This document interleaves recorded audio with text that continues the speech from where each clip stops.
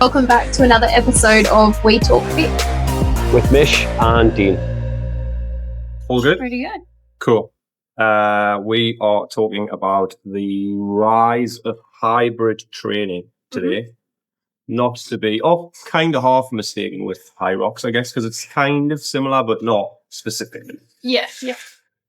So when you think hybrid training, like the current trend of the shift from just one type of training mentality, Just strength training, or like cardio, bodybuilding or CrossFit or... Yep. And incorporating multiple different types. like mixing it together. Yeah. What do you notice going on in that kind of realm, I guess, would be the best place to start?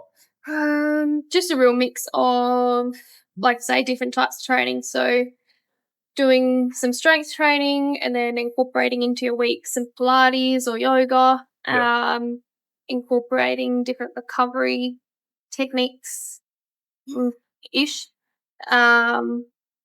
Doing some CrossFit, but like your high rocks, like you said. So people are getting more into that, obviously, which has got a real mix of cardio and strength all together. Yep. But yeah, that's sort of what I've noticed a lot as that's becoming more forefront of people like that. It's nice to see. Mix. It's nice to see like a bit of a shift. Like obviously, like how would I put it? My style, like with clients, with myself, and everything, is very heavily predetermined by bodybuilding history. Yeah. And it's the way that I understand and like joint movement and what muscle should be doing which jobs and things like that. So that's kind of where I come from with it. But it's also nice to see a shift where function, and when I mean function, not just a joint function, I mean like function in life. Like, what do I have to do? Movement, yeah. Not just in the gym, but like, is this actually going to have any application outside of the gym as well? You know, we've talked about me. What?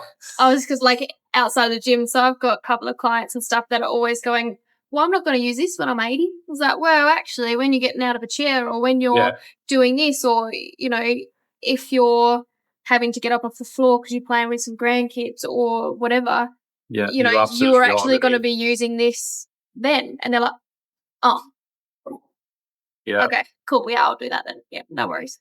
And it's more about that longevity training and more about being able to incorporate multiple different modes of movement. Oh, I mean, like, you know, I've got someone that I'm... No, absolutely. Bit of a thing, but it was like, yeah. That's like a obviously, how would you put it? Like, that's a very patient example, meaning you're thinking like right the way out here.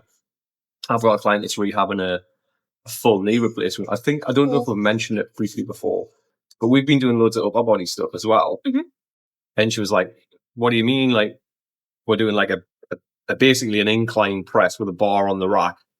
Doing like push-up scenario. Yep. She's like, all right. And I'm like, but until your knee's better, how are you getting out of the chair?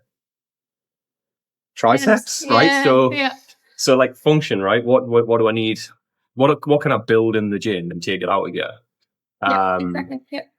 And like I say, it's nice to see that functionality is becoming like such a big part of that, not just looking jacked. Looking jacked's cool, by the way. Yeah. But what can I use it for? What is it like applicable? You know, we've definitely mentioned the fact that I want to be able to run around with the kids playing football or do cartwheels or not be that guy that pulls his hamstring when he's doing a coin toss at the AFL. Mm-hmm. Do you know what I mean? Yeah, well, I mean, accidents happen.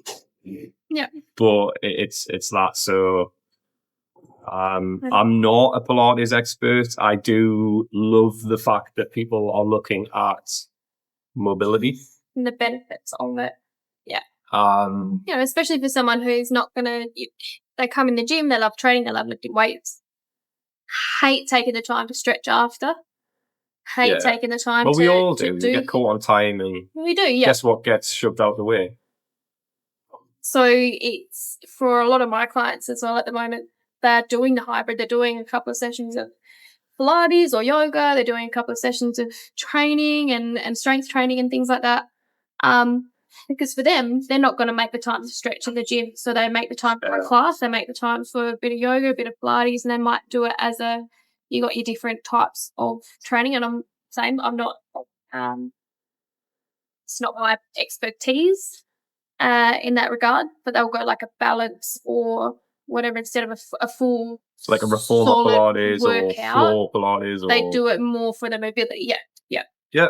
Opposed to like a solid workout, mean, because they I've- know that they're not going to put in the time to stretch in here. They're like, oh, I'm going to leave that out. Yeah. Can't be bothered. I've got time. I mean, it's obviously easier if it's a PT session because you've got somewhat control over what they're going to do, so you can dictate the stretches into a session or after a session or before or whatever. But even I've noticed, like I've got, and you know, like stereotypical male clients want to get strong in that, and that's all really important. But if I even pull off the top of my head 2 examples of one being big, strong, massively powerful guy who always struggled with compound moves, eventually listened on what doing some mobility work might help with, went away and did private Pilates sessions, which is amazing because you're going to get specific setups for you rather than sometimes getting lost in a class environment. And all of a sudden, after obviously doing it often enough and getting better at it, we can now squat and deadlift and the things that he always had the strength for but couldn't get into the right position. And that's all gotten better. Absolutely. So the benefits, and I always say that, like, we've talked about how shit a salesman I am in here, but I always tell people to do, if they can do it all, like have a crack at it all, because it's all going to complement each other as long as you recover properly those things, which we'll touch on in a minute, I think, the recovery side. But yeah, I love the fact when people can mix things up and do different bits and pieces. And mobility, whether it's in the form of stretching or whether it's stretching or like splitting body parts up into, you know, single-legged movements and single-sided movements, it's the best way of finding out where the imbalances are. Yeah, where you might be lacking. Which you may have noticed something being a sticking point in a bigger move, a full body movement, but not quite sure like exactly where it is. And you spot that when you do some unilateral work and mobility. So I love that side of things, definitely. And it's like I say, there's a bit of a growing shift between just looking fit and actually moving and feeling and moving better, feeling better, being more capable, I guess. Like I love that word, being capable, whatever things might get thrown at you. We sort of very briefly touched on the recovery side there though, so it's we you know, when we did the whole recovery piece, it's not just a case of adding more in. Remember taking something out potentially. Remember that you can overdo it, and if you're not recovering, then it's no good adding 2 Pilates classes to your week, or adding 2, if you already do Pilates, adding 2 gym sessions to your week. Having to take something out sometimes is what you actually need. It's like for me, even doing 3 sessions a week, like when we discussed our training a few weeks ago, like just I feel better for it because I'm not overtraining.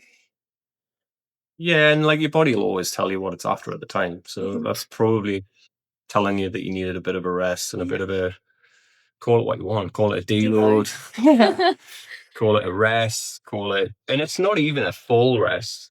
No, still doing stuff, but just not as much. So you take something out and damn, like, do you feel better? Sometimes. Things can recover and things can sometimes repair. And I think people get caught in this do more. And like, we live in a rat race world at the moment, so you end up doing or thinking that you need to do more, and sometimes you don't. We've been surrounded by celebrities and social media telling us, oh, you got to get up at this time, you got to do all this, and those are all cool things at the time, but like sleeping 4 hours a night and still getting up for training every morning, like that isn't a flex. No, that's not a flex.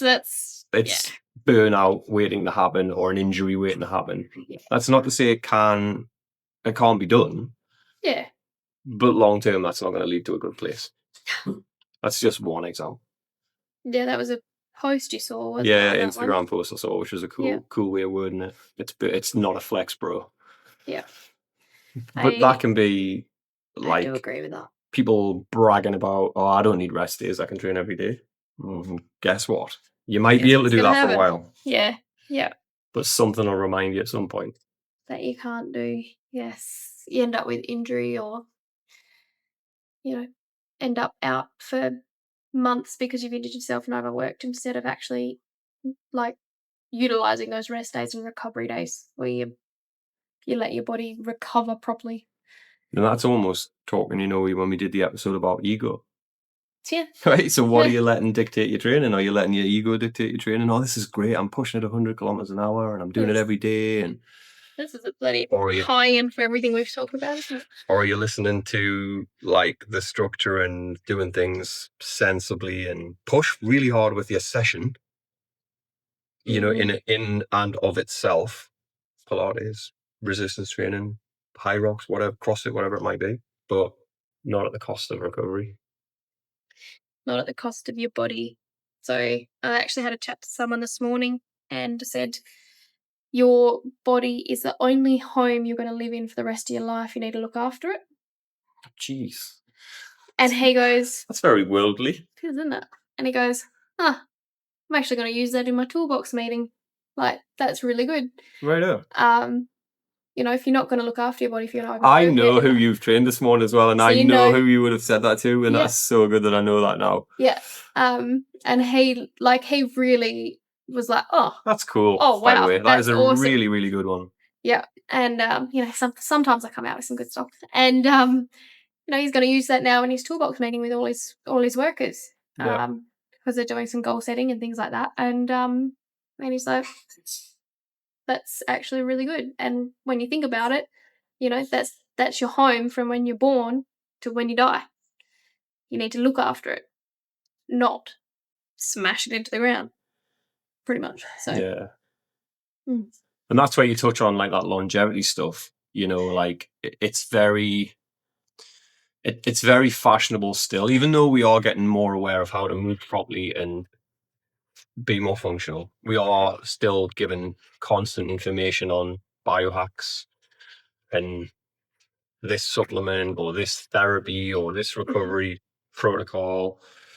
And let's just imagine a world where they all are effective.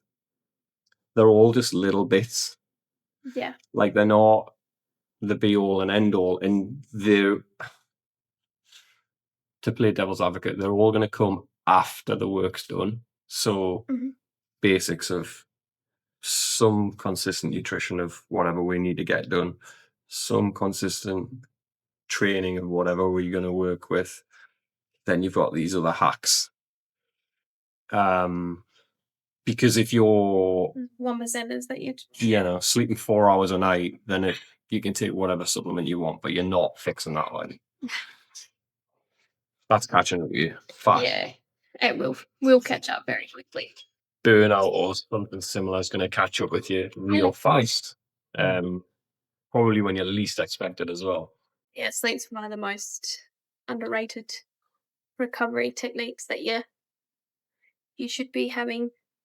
Yeah, these 7 hours minimum, realistically. I know for me personally, 7 hours is like my perfect. Yeah, much more similar to me. over. Much more over. I'm like overtired and not feeling very good. Much under, same thing. Yeah. So around that 7 is perfect. I quite often end up with sort of 6.5, and that's not enough. I'm the same. I'm around that. But I also know if I've got 6.5, I know how far to push that needle the next day, generally speaking. And if also you can flip it the other way. If you know you've got something coming up that's going to mean you don't get that much sleep, then you can sort of not try and wind it right up to full tilt the same day that you're not going to have the recovery almost, if you could preempt it in a way. But yeah, so it's like kind of a positive thing, I guess, that there is a good shift and people are starting to think about how they move. And doesn't mean everybody's doing it. I still see some crap going on, but you do. But there is a massive shift about training for longevity and working through, resistance is very good for you. Mobility is very good for you. Your cardiovascular system and training training all your There's lots of different parts. aerobic. So having that functional training for everything, that shift is awesome to see. Like, I believe. So with my training, and then also like a lot of my clients and stuff, there's a because I'm heavily influenced by bodybuilding style training. There's a lot of isolation, like stop certain joints moving so that you can really focus on which muscle group you're trying to hit. Or Yeah. but then I would never let it come at the cost of like zero movement at all. Yeah. So there's certain exercises and muscle groups you can train and allow that movement to happen.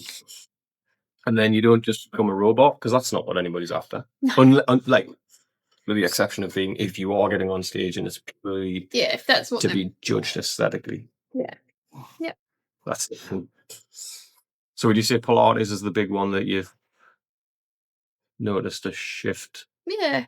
Yeah, probably Pilates more than anything. And especially like reformers getting very popular.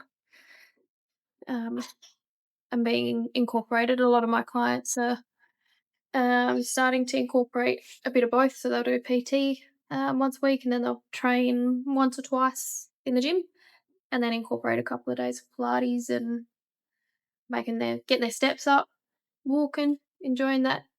Well, sunny now, so enjoying that sunshine and getting out and getting moving and just more physical activity altogether, but without overworking themselves. If that makes sense. There's it's probably worth chatting about. Well, there'll be a budget with that as well. So like, in an ideal world, obviously, let's say, money's not a problem and you can go, right, I've got a gym membership and I'm doing PT, or I've got a coach that programs for me, so I know I'm covered on those bases for my strength work and stuff. Mm-hmm.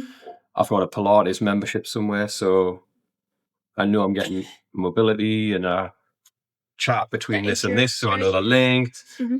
That's cool, but you've got various memberships going on and various costs. So if you couldn't do it that way, that's, speak to a coach where you can maybe condense some of the mobility into your strength work. Yeah. You could substitute some exercises and change ones for ones that have some movement in, or it might be dynamic stretching and like those sorts of things to achieve a better range of motion in your gym session. Yeah. If it's a cost point of view and you can't have multiple memberships, and you might not have time.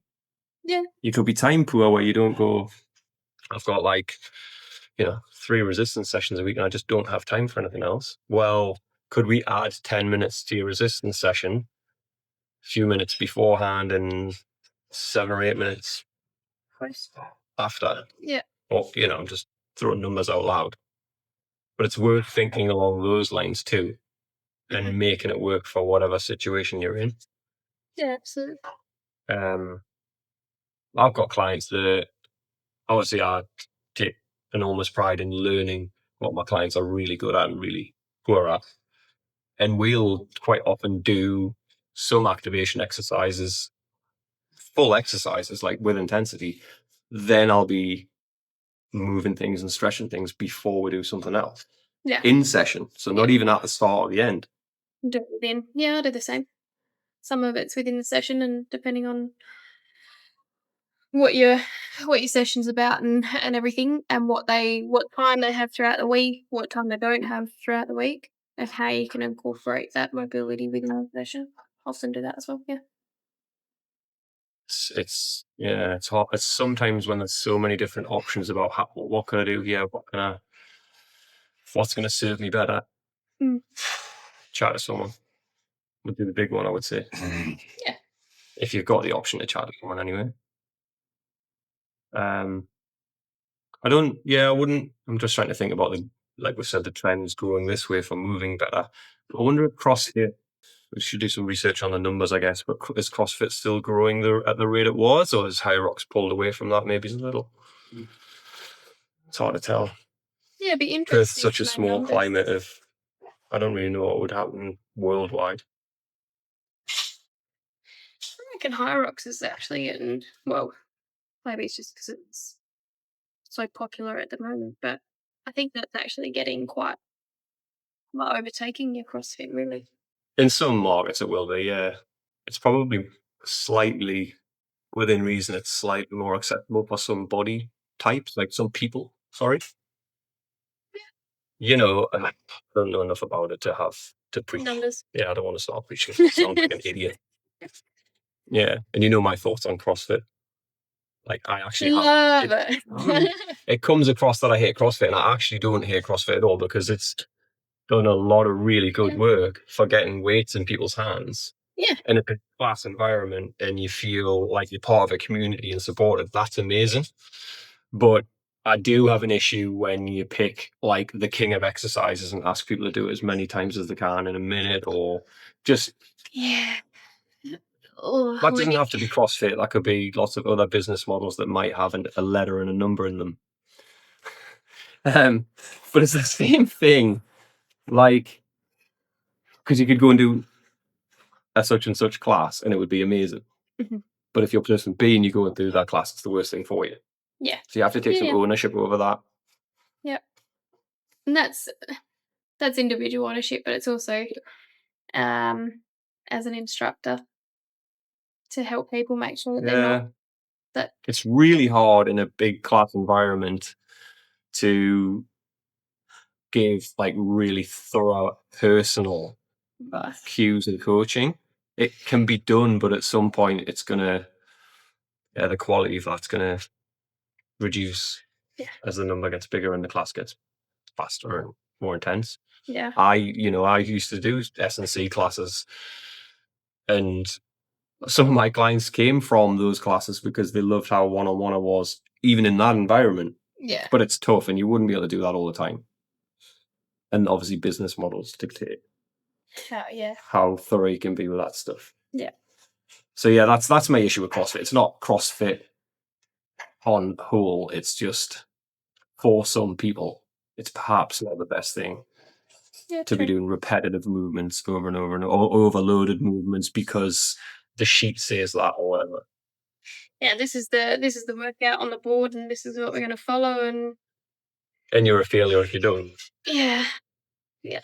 But I know people that do CrossFit very well. I know people that greatly benefited, and I also love the community aspect of it. Oh, the community CrossFit's amazing. Because when you feel part of something, that's so good for your social well-being and your mental health. We've talked about community here. It's massive, and we push that every day, take massive pride in it. So yeah, I do love that about CrossFit. It's also not something I've done. So it's unfair for me to have too strong an opinion. And people that do CrossFit would feel the same way about bodybuilding style training. Yeah. Unless they're open-minded. Yeah. What do you think on that? Have we covered most bases with the... I think so. So, they've just been able to... I love the fact that there's a shift on functional training and being able to incorporate all different types of training for your health instead of just one or the other. I wonder... There used to be a very good... which we sort of touched on it before, like that Pilates princess versus muscle mummy. Yeah, if there's a crossover between the sort two. of thing, but being able to witness now that a lot of crossover between it and people doing a bit of both and feeling better for it. Just to play again, just to bring out a little bit of the pessimist in me. If we went off what like you typically see influencers talking about, because I've noticed, so generally speaking, I don't follow an awful lot of female influencers, not because I don't think there's any good ones out there, because I think there's some superb ones out there. We're going to do a whole episode on my thoughts on social media and what is portrayed first and for quality of content. But what I was trying to get at is I've noticed some of them shifting more towards what's better for like better quality movement and function.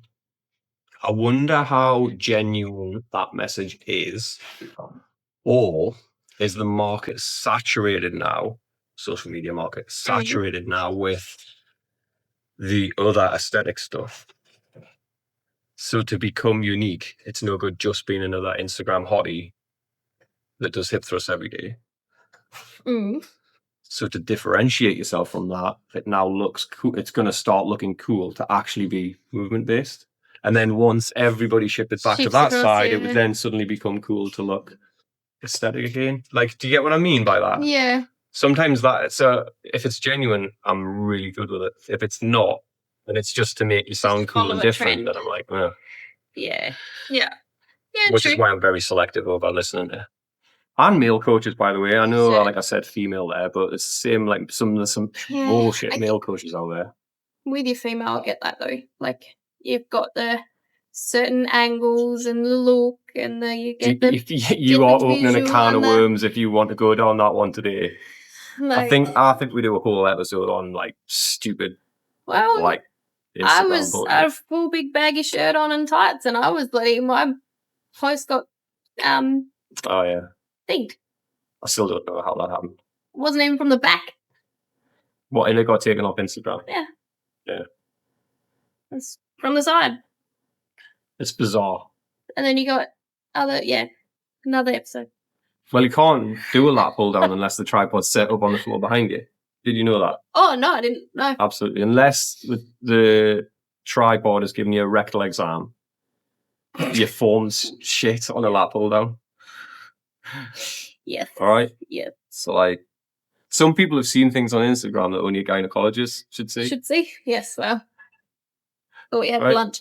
So I'm giving people a taster of my thoughts on this matter. We'll do an episode on that one. I think next time we'll touch on that one, eh? Yeah.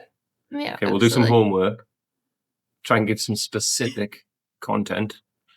And we'll touch on my issues with social media. Yeah. It could be a long one. Could be.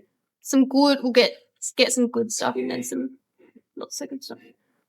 So, you know my lovely habit of trying to summarize things? Mm-hmm. We're saying if you can complement one thing with another, and you know they're going to help each other, Yeah. not at the cost of adding stress. Yeah. If you're time poor, is there a better way you can manage those things and incorporate them together rather than multiple different things, or if you can do if you can speak to someone about it and how to incorporate it into your training session, do that. If you can't, doing different classes if you have to. Also worth noting, even though I have my hang-ups on certain training styles, Mm-hmm. certain modalities, Mm-hmm. I've never said, don't do that. Or only Neither do of this. us have, yeah. If you have a resistance training coach that says, nah, don't do that, to waste time, completely blanket approach, they're very biased and perhaps just red flag maybes. Same as if you had a Pilates instructor that said, nah, you don't want to be lifting weights. Yeah. You're going to look like Arnie. You don't want to be doing that. Oh, I wish it was that easy. Yeah. So yeah, find people you trust, listen to their opinions, get more than one opinion. Yeah. If someone's not open-minded, it's a big red flag. Pretty much. I agree. Yeah. Cool. Thanks for that, mate. That was a good one. Yeah, it was. Not too bad. Enjoyed that. Easy. See ya.